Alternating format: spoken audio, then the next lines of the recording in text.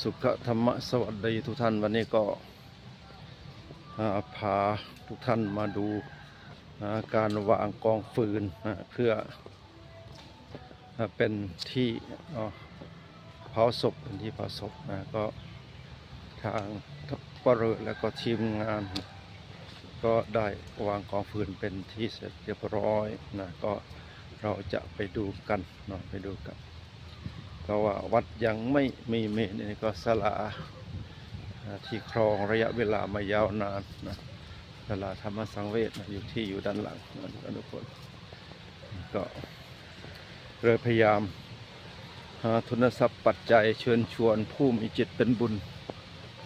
เป็นกุศลทำบุญสร้างเมนกันซึ่งวัดก็เกิดมานานแล้วว่ายังขาดเมนหรือเมรุเผาศพเพราะว่าตามยุคตามสมัยจะต้องมีเมนเพราะว่าปัญหาประการ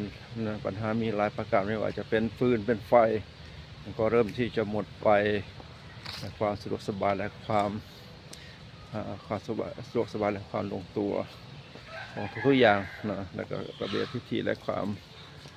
มีหน้ามีตาความมีฐานะของผู้คนในสังคมก็ต้องมีพิธีอะไรที่ดีระเบียบไม่ใช่ว่ายังเป็นระเบียบพิธีกรรมแบบเดิมนะครับก็พยายามที่จะหาทุนทรัพย์ปัจจัยสร้างเมนดังนั้นท่านใดที่มีความประสงค์ที่จะร่วมบริจาคสร้างเมนที่วัดสะเหลานาก๊อกก็เจริญพรทุกท่านทุกคนร่วมทำบุญบริจาคกันได้ทุกท่านทุกคน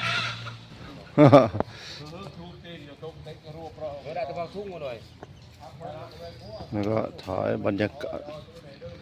การเตรียมฟืนเผาศพวันนี้มีงานชาปนกิจศพก็จะนำศพมาทำลายสรีระที่วัดก็วัดยังไม่มีเมนวัดยังไม่มีเมนก็เตรียมเชิงตะกอนเตรียมกองฟืนเตรียมกองฟืนเพื่อประกอบพิธีชาปนกิจศพกับผู้เสียชีวิตในวันนี้ผู้เสียชีวิตในวันนี้ก็การเตรียมตั้งกองฟืนก็เสร็จเรียบร้อยก็เหลือแต่การเคลื่อนศพมาประกอบพิธีชาปนกิจในวันนี้ทุกท่านทุกคนอุดปวดแหน่เฮ้ยเดี๋ยวดูกี่กัดนะโอ้ยอันนี้โอ้ยลูกนะประกอบพิธีชาปนกิจในวันนี้เป็นกองฟืนแบบบ้านๆอีสานใต้แบบลูกทุ่งก็ใส่ฟืนธรรมชาติเพราะว่าเรายังไม่มีเมนจะสร้างเมนตรงนี้เพราะว่ากำลังหาทุนทรัพย์ปัจจัยอยู่ปัจจัยน้อยปัจจัยไม่เพียงพอต้องอาศัยแรงบุญแรงผู้ที่มีจิตเป็นบุญเป็นกุศลกันทุกท่านทุกคนก็กำลังสะสมและก็เชิญชวนบริจาคอยู่ก็ท่านใดที่มีความประสงค์จะร่วมบริจาคก็โอนบริจาคได้ที่บัญชีธนาคารออมสินชื่อของวัดสะเหลาวันที่ประกาศลงในเพจที่ประกาศลงทางเพจท่านทุกคนเดี๋ยวจะขึ้น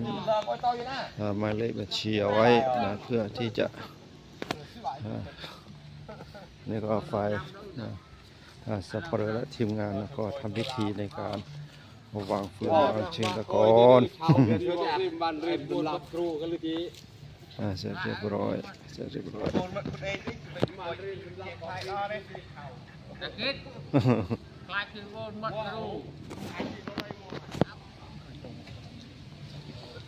แล้วก็มุกพองละก็หาอุ้มเลย กองฟืนของเราวันนี้ก็วางพิธี เนาะวางเสร็จเรียบร้อยเพื่อประกอบพิธีชาปนกิจศพ